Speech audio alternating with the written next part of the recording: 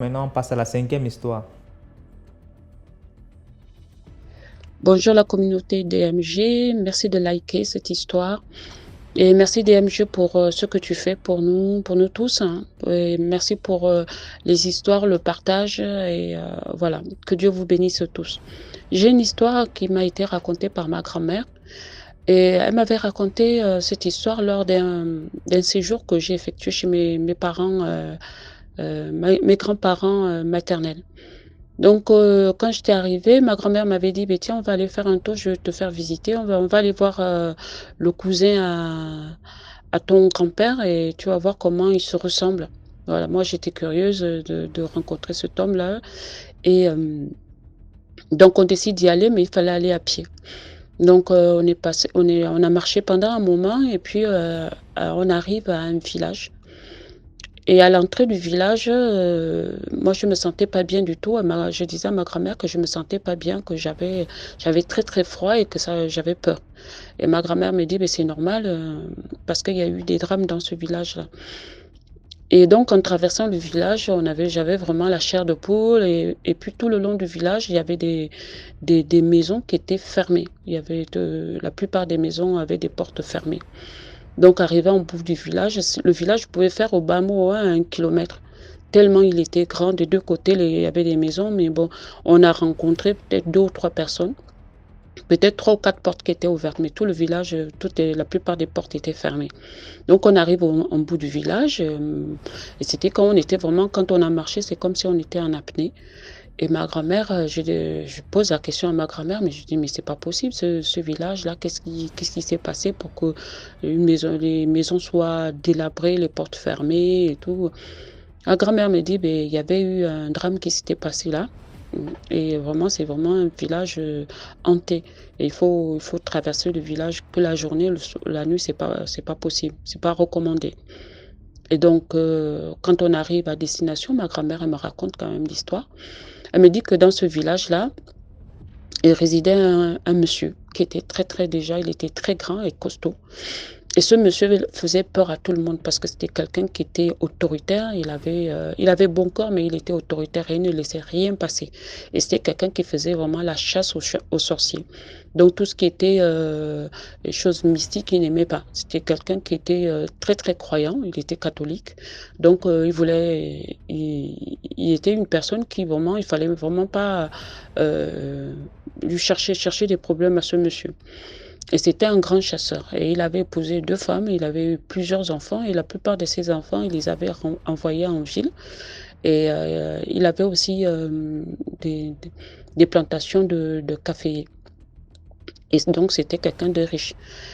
Et il suscitait vraiment la crainte et surtout la jalousie des autres, comment dire, les membres de sa famille, plus ses villageois.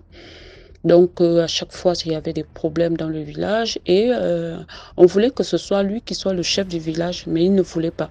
Il ne voulait pas rentrer là-dedans parce qu'il se disait qu'en tant que chef du village, il allait avoir tout le temps des problèmes à gérer, donc il ne se sentait pas là de gérer les problèmes. Donc, ce qui s'était passé le jour où il a été, comment dire, le jour où il a été attaqué, il avait eu un problème avec un voisin, un autre villageois, pour une histoire de limite, de concession, une plantation. Ils se sont disputés par rapport à une limite. Puis ce monsieur, il a dit, ben, on va voir. Il a dit comme ça, tu fais ça parce que tu es riche, mais on va voir. Donc, du coup, le monsieur, son voisin, là, est parti voir d'autres en disant, ben, lui, il commence vraiment à se prendre pour le nombril du village, quoi, donc le nombril de la terre. Et ses enfants réussissent. C'est le premier qui a eu la voiture dans le village et tout ça là. Donc c'était dans les années 70. Il faut dire que pour avoir une voiture, c'était pas, il fallait être richissime. Donc le monsieur, il commence, celui-là, son voisin commence à chercher, à en parler à tout le village et ça commence vraiment à faire des réunions de sorciers.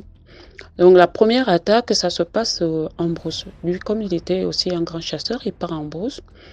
Et là, il se retrouve avec devant lui des gorilles qui le pourchassent.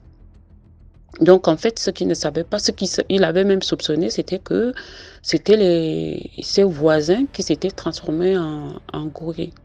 Donc là, vers les coups, quand il revient du village, et ce qu'il avait fait, en fait, ce qui s'était passé, c'est que quand ils l'ont pourchassé comme ça, le gars, il a transplané. Il se retrouvait directement au village et ils n'ont pas réussi à le trouver. Il avait disparu comme ça en brousse et il s'est retrouvé directement au village. Donc eux, quand ils rentrent de leur chasse, là, ils le trouvent tranquillement assis au corps de garde en train de les attendre. Donc quand il a vu que tout le monde était rentré, comme il habitait au milieu du village, donc il a vu carrément tout le monde arriver de part et d'autre. Qu'est-ce qu'il a pris? Il a pris un truc, je ne sais pas comment ça se passe, comment on appelle ça, ma grand-mère me l'avait dit à l'époque, une espèce de cloche. Donc il est parti d'un bout de village à l'autre en criant que qui c'est qui est venu l'attaquer là en brousse et que ces personnes-là devaient faire attention. Que la prochaine attaque, il ne va pas laisser passer ça comme ça. Il va aller voir les autorités administratives pour pouvoir porter plainte. Donc il a fait son speech, il est revenu s'asseoir tranquillement à la maison. Donc la nuit, la réunion encore des sorciers du village. Et cette fois-ci, il fallait trouver le moyen de le vaincre. Parce qu'ils avaient essayé tous les moyens et ils se sont rendus compte que l'autre était très très puissant. Donc du coup, ils ont décidé d'aller chercher d'autres alliés dans d'autres villages. Donc ils ont cherché, ils en ont trouvé, ils ont décidé de l'attaquer tous ensemble. Et donc un jour, le monsieur est rentré tranquillement de la plantation. Et là, il se fait attaquer par un essaim d'abeilles. Donc, qu'on n'a jamais vu dans le village. Mais attaqué au point qu'il n'y avait pas une parcelle de son corps qu'ils ont laissé intacte. Et il est rentré en criant. Donc, il y avait partout dans le village, il y avait des abeilles. Donc, il est rentré chez lui en courant. Les gens ont fermé les portes. C'était la catastrophe. Dans tout le village, il n'y avait que des abeilles. Donc, une fois que les abeilles l'ont bien piqué, il s'est retrouvé dans un état critique. Et il a dit à ses femmes, et voilà, je crois que cette fois-ci, ils m'ont eu. Et donc, ses enfants sont arrivés, et il y avait sa fille aînée qui était mariée et qui habitait en ville. La fille aînée est vite revenue. Elle a trouvé son père dans un état, mais vraiment... et donc, elle a pris son père, a amené en centre-ville, essayé de le soigner. Mais rien n'y fait, son père est décédé. C'est comme ça qu'après l'enterrement, avant même l'enterrement, la fille, elle a pris pareil, elle a pris le fameux clocher, a fait le tour, des va-et-vient dans le village en disant que quiconque a tué son père, cette personne allait suivre son père et elle allait mettre tous les moyens possibles pour venger la mort de son père. Donc, quelques temps après la cérémonie de l'enterrement, la fille aînée a décidé de venger son père. Donc, elle a quitté son mari.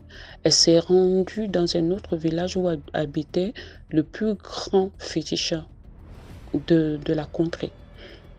Et là, et comme c'était une très très belle femme, le féticheur lui a dit, si tu veux que je t'aide à venger ton père, il faut que je te prenne en mariage. Donc du coup, la femme la fille de ce monsieur a divorcé de son premier mari, s'est mariée avec le tradipraticien pour venger son père. Donc le tradipraticien lui a donné un médicament qu'il fallait qu'elle aille planter, une graine qu'il fallait qu'elle aille planter à l'entrée et à la sortie du village. Donc c'est ce qu'elle a fait, elle a pris la graine, elle est partie au village. Elle a commencé à parler. Donc très très tôt le matin, vers les coups de 5 heures du matin, elle a planté la graine. Et elle a dit que quiconque a participé au décès de mon père, que ce soit de près ou de loin, cette personne-là doit suivre aussi mon père. Donc ma grand-mère me dit que du moment où elle avait fait cet acte-là, des gens ont commencé à tomber comme des mouches dans le village. Même les poules qui étaient à la réunion, même le chien, même le chat, tout le monde, sans exception.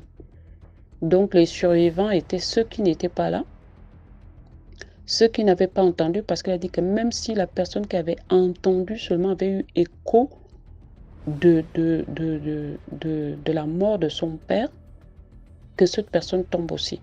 Parce que la personne pouvait aussi avertir son père, puisque ce monsieur n'avait rien demandé et c'était quelqu'un qui faisait du bien à tout le village.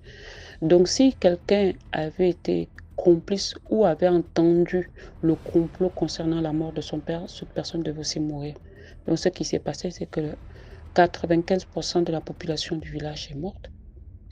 Et le village s'est retrouvé comme ça, vidé de sa population. Et personne n'osait plus jamais venir dans le village s'installer. Donc c'est comme ça que le village est resté comme ça. Un très très grand village et très peu de population. Voilà. Donc la morale de cette histoire, c'est vraiment donc d'abord, on sait que le sorcier n'a pas de cœur. Tu peux donner tout ce qu'il faut à un sorcier, mais quand il décide de te tuer, il ne cherche même pas à comprendre. Et surtout aussi par rapport à la vengeance, parce qu'il y a des vengeances là que on se dit que c'est peut-être 2 ou 3 personnes, mais donc c'était vraiment, c'est toute une population qui meurt. Donc le monsieur, pour la mort d'une seule personne, c'est tout le village qui a payé.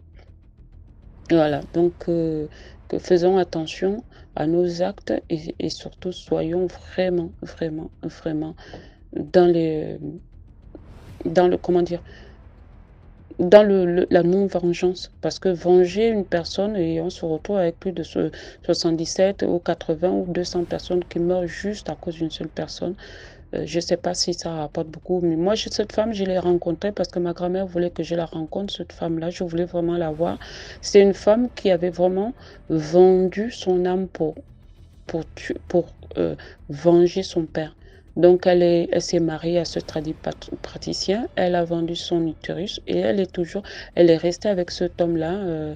Elle est morte il y a pas longtemps, mais elle n'a jamais eu d'enfant, elle n'a jamais eu vraiment, elle était reconnue, tout le monde savait que c'est elle qui avait tué toutes ces personnes et elle assumait. Soyez bénis. Merci pour l'histoire. Maintenant, on passe à la 6e histoire.